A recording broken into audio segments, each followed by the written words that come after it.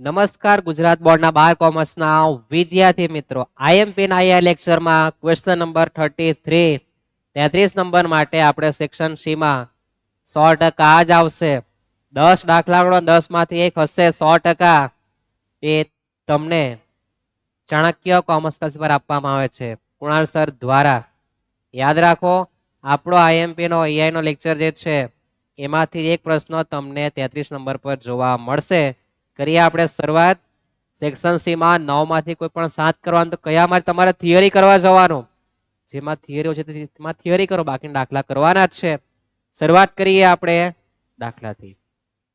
અને જો નવા હોવ સબસ્ક્રાઇબ કરો, અને મહારિઝન લેક્ચર તમારો જોવાનો બાકી હોય તો લેક્ચર જોવા માટે ડિસ્ક્રિપ્શનમાં લિંક છે જ, એકવાર અવશ્ય જોઈ લો, જેથી તમને ખ્યાલ આવે કે રકમ વાંચવાની સાથે આટલો આટલો વિચાર આવવો જ જોઈએ. એ તમને દરેકમાં આપેલું છે, બરાબર. હમણાં પણ જોવાના જ છે આપણે. પહેલો દાખલો 33 નંબર પર નિયત સંબંધ રેખા જ આવવાની છે, એ તમને યાદ રહેવું જોઈએ. આ તમને આઈએમપી ના એઆઈ લેક્ચરમાં કહેવામાં આવશે. તે પહેલા નહીં, મહારિઝનમાં તમને પ્રેક્ટિસ છે દરેક ચેપ્ટરની. 33 નંબર પર નિયત સંબંધ રેખા શોધવાની પૂછશે, અને ન આવે તો એની થિયરી હશે, પણ નિયત સંબંધ માંથી હશે. આ મોસ્ટ આઈએમપી. વાંચીએ તો આપણને દાખલામાં એક્સ બાર આપેલો છે, વાય બાર આપેલો છે, અને એસએક્સ સ્ક્વેર અને કોવેરિએશન આટલું આપેલું છે. તો y ની x પર નિયત સંબંધ રેખા મેળવો. તો તમે લોકો જો સાંભળ્યું હોય તો નિયત સંબંધ રેખાનો એટલે આપણા મગજમાં વિચાર એ આવવો જોઈએ કે પહેલો સ્ટેપ x બાર y બાર ગણવાનો, બીજો સ્ટેપ બી ગણવાનો, ત્રીજો સ્ટેપ એ ને પછી y કેપ. આવું પહેલા આવી જવું જોઈએ. નથી આવતું.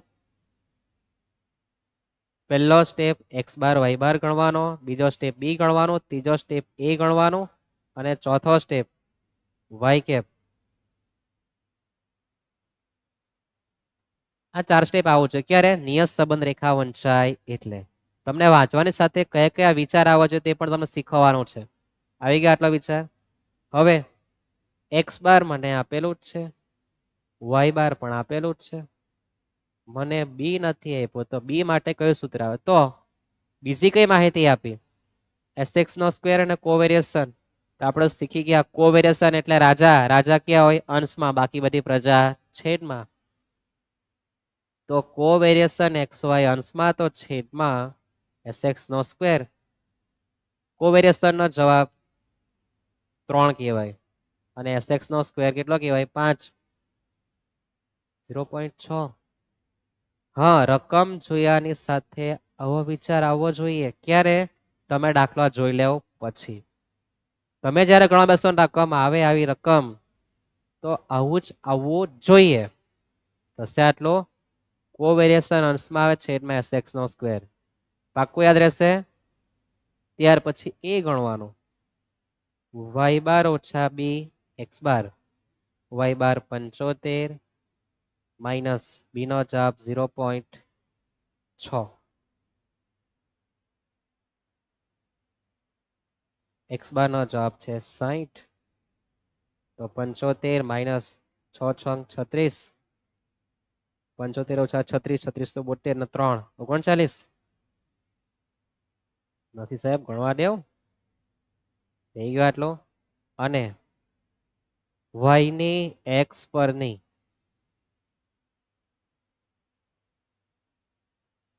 નિયત સંબંધ રેખા y કેપ a વત્તા bx.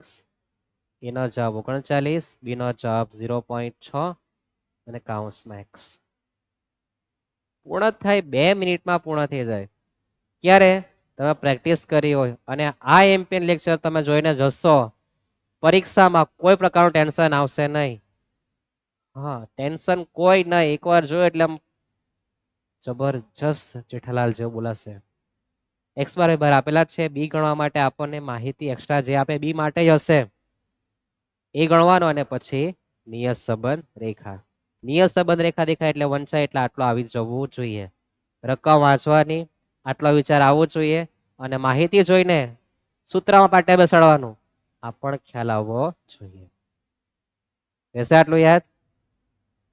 y ને x પર નિયત સંબંધ રેખા ફરી પર દાખલો આજ આવી ગયો ને તમારા નસીબમાં જો બોર્ડના દાખલા છે પૂછાઈ ગયા છે તે જ રિપીટ થઈ ગયો આપણે લેટ ગો કરી દઈએ સાઈડ પર છે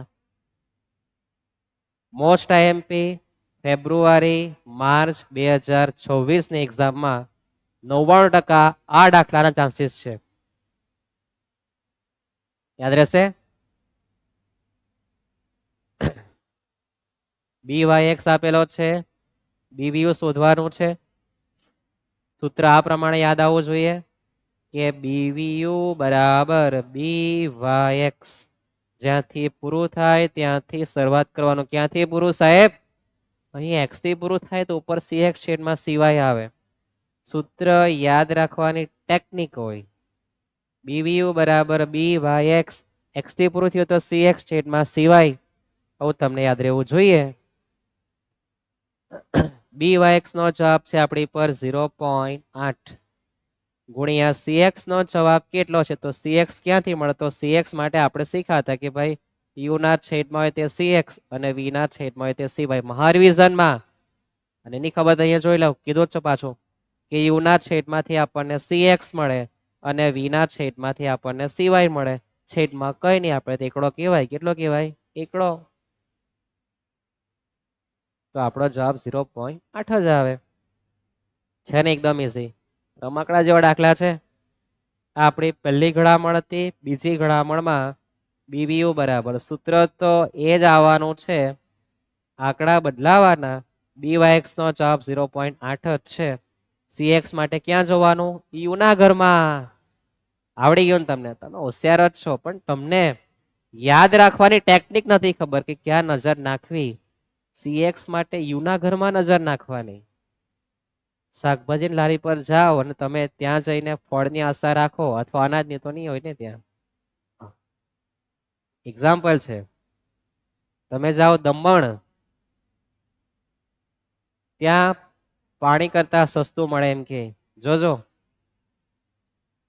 હા એટલે ખાલી એક્ઝામ્પલ માટે તમારે જવાનું કે ત્યાં આ વસ્તુ મળે એમ દમણમાં પાણી કરતા વધારે મળે પીવાનું પાણી નાવાનું દૂરની વાત છે CX નો જવાબ કેટલો કહેવાય 100 અને CY નો જવાબ 50 તો કેટલા 1.6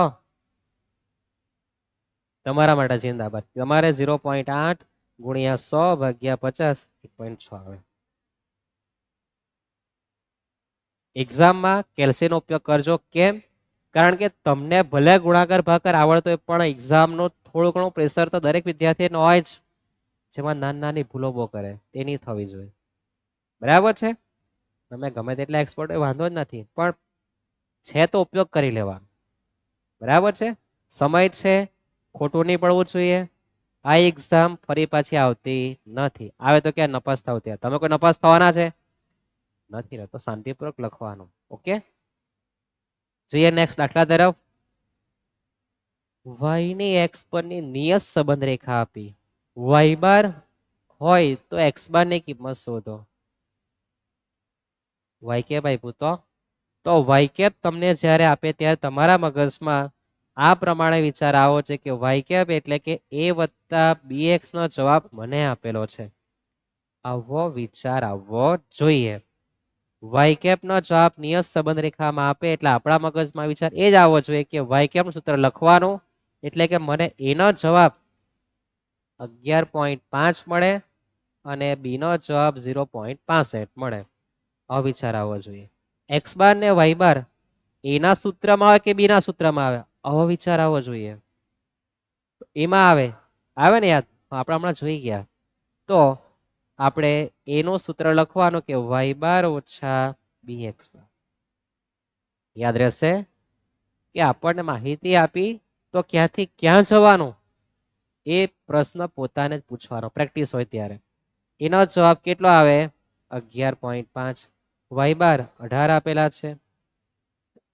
પ્લસ ઓકે માઇનસ છે માઇનસ બી નો જવાબ છે મારી પર 0.65 x બાર મારે ગોતવાના છે હું આ બાજુ લઈ આવો માઇનસ વાળું પદ તો 0.65 કૌંસમાં x બાર બરાબર 18 માઇનસ 11.5 6 નથી તો x બાર બરાબર 18 માઇનસ 11.5 કેલ્સીયમ કરવાનું ભલે 6.5 તમને આવડતો હોય. અનુભવ કેવો મારો લોચા પડે ત્યારે 6.5 આ ગુણાકાર વાળો માણસ ભાગાકારમાં આવે તો 6.5 તમે દેખાય ઓછા ને પાછા 6.5 ભાગ્યા 0.65 કરો તો તમારો જવાબ કેટલા આવે 10 કે 100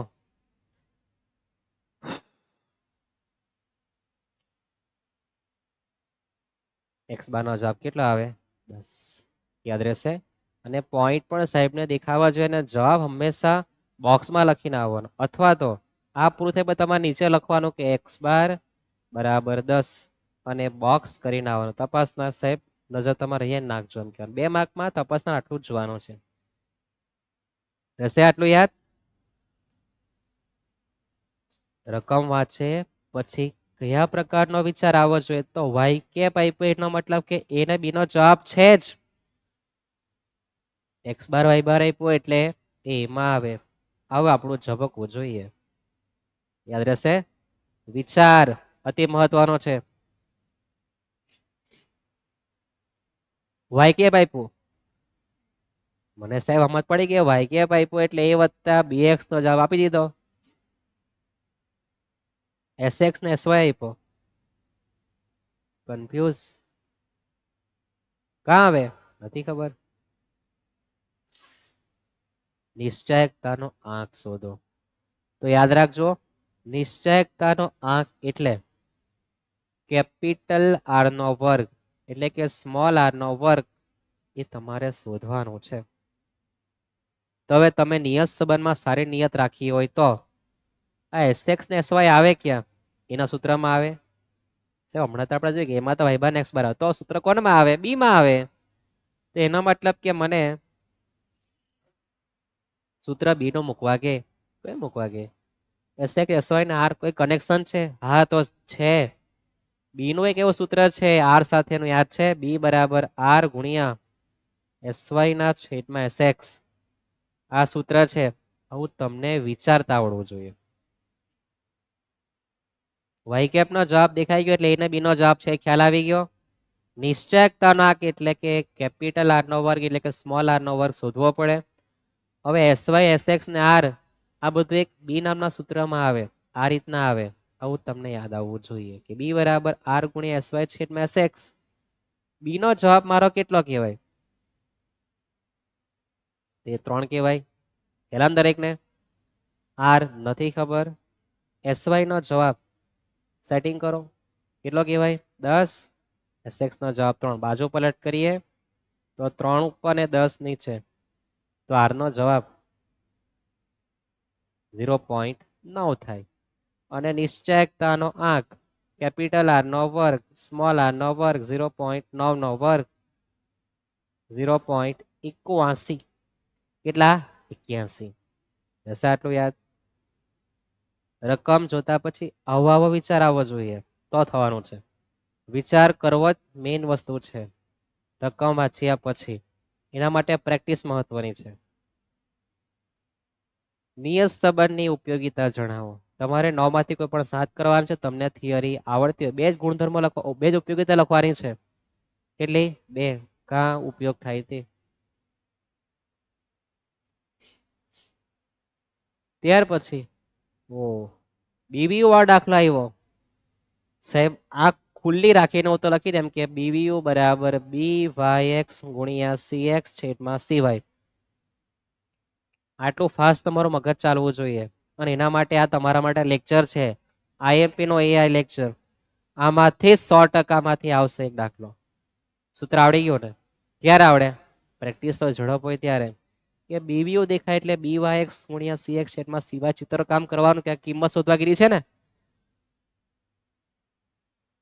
બી વાય એક્સ નો જવાબ 1.6 cx ક્યાં જોવાનું તો cx નું આપણને યાદ છે કે અહીંયા છેદમાં જોવાનું અહીંયા cx આવે ને અહીંયા cy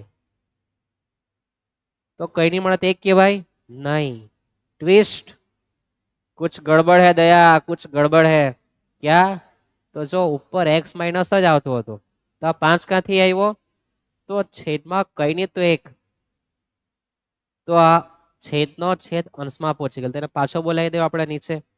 તો CX નો જવાબ 1/5 એટલે કે 0.2 થાય. હા, આવો એન્ટિક પૂછાય, યાદ રાખજો, એન્ટિક છે. u બરાબર x માઇનસ જ કિંમત આવે. આ 5 વધારે પડતો એ છેદનો છેદ કહેવાય, પાછો બોલાવી દેવાય ને. 1/5 કરો 0.2. હા, ગડબડ થવી જોઈએ નહીં. સિવાયનો જવાબ इधर तो कुछ नहीं है, तो भाई करने जवाब तो एक જ. કેટલા 0.32 વાપરજો આ.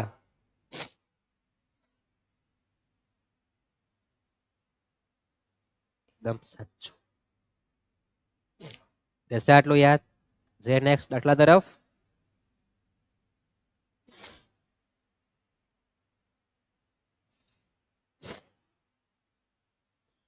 શ્વાસ બોજણમાં લેવો પડે, બહુ શરદી થયેલી છે. થયેલી છે, થયેલી નહીં. સુરતી ભાષા આપણી ખતરનાક ભાષા. બીવીઓની કિંમત શોધો. બીવીઓ દેખાય એટલે તમને ખબર જ છે, શું લખી દેવાનું આવે? BYX ગુણ્યા CX છેદમાં CY. આવું તમને લખતા આવડી જવું જોઈએ. બીવીઓ શોધવાનું છે. BYX નો જવાબ 0.75. CX સિવાય કેટલા, તો આપણે હમણાં જોઈ ગયા. કુછ ગડબડ હે દયા, કુછ ગડબડ હે આપણે જોઈ ગયા ને. અહીંયા આપવામાં આવે તે CX, તો ભાઈ કઈ નહીં મળે તે 1, પણ આ 6 ઉપર જતો રહેલો, નીચે બોલાવી દો પાછા એને. એ જ પ્રમાણે અહીંયા y ઓછા 15 દેખાવું જોઈએ, નાનું થોડુંક છે, પણ અહીંયા જો 2 આપેલા છે ને. તો CX બરાબર 1/6 અને CY એટલે 1/2. એલસી વાપરી નાખીએ, પોઈન્ટમાં લેતા આવીએ, બરાબર. સૌથી ગડબડ દાખલો હતો 2 માર્કમાં પૂછેલો. જો 1/6 0.17, 1/2 એટલે 0.5. તો આપણો CX નો જવાબ 0.17 અને 0.5. 0.75 ગુણ્યા 0.17 ભાગ્યા 0.5, તો 0.255. જો ગુણાકારમાં મારી ભૂલ થતી હોય તો તમારે સુધારી દેવાની, બરાબર. બાકી પદ્ધતિ ઘણાની બરાબર છે. એકાદ આંકડો કેલ્શિયમમાં ખવાઈ ગયો તમારી સાથે વાત કરતા કરતા તો લોચો લાગી ગયો, બરાબર. યાદ રહેશે આટલું પાક્કો? પોઈન્ટ દેખાવો જોઈએ આમાં, જે ગડબડ છે તે યાદ રહેશે. જઈએ આપણે નેક્સ્ટ દાખલા તરફ. આ તો રિપીટ થઈ ગયો આપણો દાખલો, પહેલો દાખલો આપણે જોઈ ગયા તે, બરાબર છે. રિપીટ થતો છે, આ પણ રિપીટ થઈ ગયો. વાહ, પરીક્ષામાં હારામાં દાખલા પડે જો પૂછે. હો,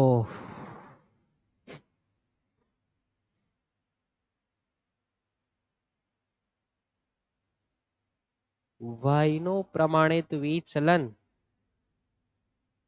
SY ગોતો એમ કે આપ્યો હું ભાઈ. બી આપ્યો, આર આપ્યો, x નું પ્રમાણિત વિચલન આપ્યું. તો મારા મગજમાંથી વિચાર આવી ગયો કે બી આપેલું છે એનો મતલબ કે આવું સૂત્ર આવે. કયું? આ એવું જ, આવું સૂત્ર આવે.